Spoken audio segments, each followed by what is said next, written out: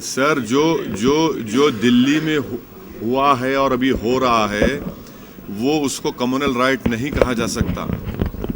ये एक प्रोग्राम है, जेनोसाइड है, और ये हमको गुजरात 2002 की याद दिलाता है।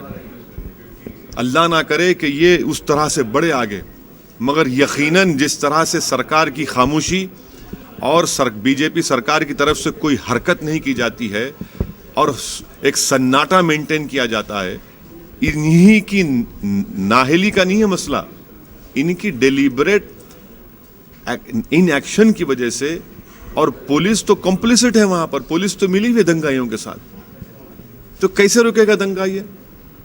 20 लोग के मरने की इत्तला आई है। मुझे जहां तक मालूम है, अल्लाह करे कि मैं गलत हूं, 30 से ज्यादा लोगों की नंबर आएगा, देखना आप। यानी मस्जिद के ऊपर चढ़कर अगर कोई मस्जिद को डैमेज करता है, उसकी बेहुरमती करता है, स्पीकर का लाउड स्पीकर निकालता है और लोग नीचे से थाली मारते हैं। आप पूरी टायर मार्केट को जला दिए, दुकानों को जला दिए, मंडी को जला दिए। क्या यानी कैपिटल है ये भारत का, और उसमें हो रहा है, और 308 की आपकी मेजॉरिटी है। क्या फायदे की आपकी मेजॉरिटी जब आप देश के कैपिटल को बचा नहीं सकते? क्या फायदे की आपकी हुकूमत जब आप कुछ नहीं कर सकते? अरे शूट एंड अरे एनएसए के कॉन्वॉय में खुद 2 मोटरसाइकिल पर 3-3 लड़के बैठकर घुसकर उस कार के कॉन्वॉय में, उनके हाथों में लट और स्टिक्स हैं, नारे लगाते हैं। क्या कॉन्फिडेंस क्रिएट करें एनएसए? दिल्ली में एनएसए रहता है ना, दिल्ली में होम मिनिस्टर का ऑफिस है, एमएचए का ऑफिस है। क्यों नहीं जाते होम मिनिस्टर अमित शाह उन इलाकों पे जहां पर मस्जिद पर हमला हुआ, जहां पर ये तमाम खत्तो गारत गिरी हुई? आप इलेक्शन कैंपेन में 4-4 दिन दिल्ली में गुजारेंगे होम मिनिस्टर के तौर पर? जाइए ना, देश का सवाल है, अब तो इलेक्शन नहीं है। आज आप होम मिनिस्टर होने का सबूत दीजिए ना। ये नाकामी सरकार की है, ये नाकामी होम मिनिस्ट्री की है कि वो इस दंगे को रोकने में नाकाम साबित हुए। पूरी जिम्मेदारी उन पर आयद होती है। जो लोग आज मरे हैं, इसकी जिम्मेदार बीजेपी है, क्योंकि उनके एक्स एमएलए ने डीसीपी के साथ खड़े होकर वो बयान दिया, और दिल्ली की पुलिस मिली भी है। इसीलिए मैं फिर से दोहरा रहा हूं, आर्मी को लाइए वहां पर, आर्मी को उतारिए, नहीं रुकने वाला है। बहुत ज्यादा नुकसान हुआ है, बहुत जाने गई हैं, एक इंसानियत का नंगा नाच वहां पर हुआ है। और अफसोस की बात है, अगर कोई इन लोगों में कुछ हया बाकी है तो कुछ करिए, रोकिए इसको। आप इस तरह से नहीं करिए।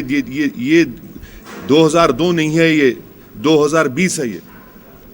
यही तो है ना, जब दिल्ली में उन 4 मुस्लिम लड़कों को पुलिस ने पीट कर जमीन पर पड़े हुए थे, तो उनसे कहा कि गाओ जनगणमन और बोलो वंदे मातरम और बोलो इस तरह का नारा। यही तो बीजेपी ने कर दिया है ना, नफरत फैला दी है। और जो वर्दी में पुलिस वाला, उनके दिमागों में तक बीजेपी ने डाल दिया है। चीफ मिनिस्टर छोड़िए, अब तो यूनिफॉर्म में जो आदमी है वो कर रहा है हरकत। ये हम पूछना चाहते हैं प्रधानमंत्री से कि ये सही हो रहा है क्या? कभी तो बोलिए ना आप। क्यों नहीं प्रधानमंत्री कहते कि देश में रहना है तो आपको सिर्फ भारत का सिटीजन बन के रहना है?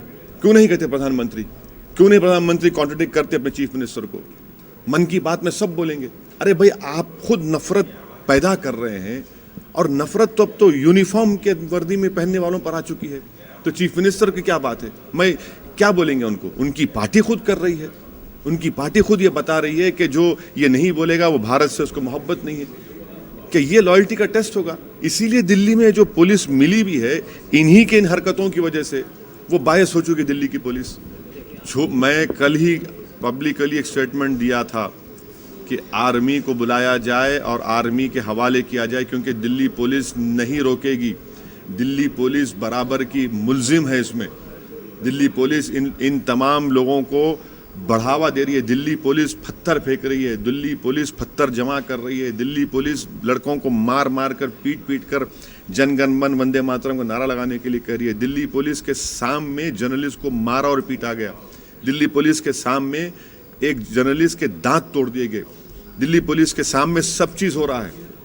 दिल्ली पुलिस ही कुछ जिम्मेदार है इसकी। वो क्या करेंगे? वो क्या रोकेंगे? जिनको तहफ़्फ़ुज़ करना था, जिनको बचाना था, वो खुद ही कानून तोड़ रहे हैं। बजाय मजलूम का साथ देने, वो तो जालिमों का साथ दे रहे हैं दिल्ली की पुलिस।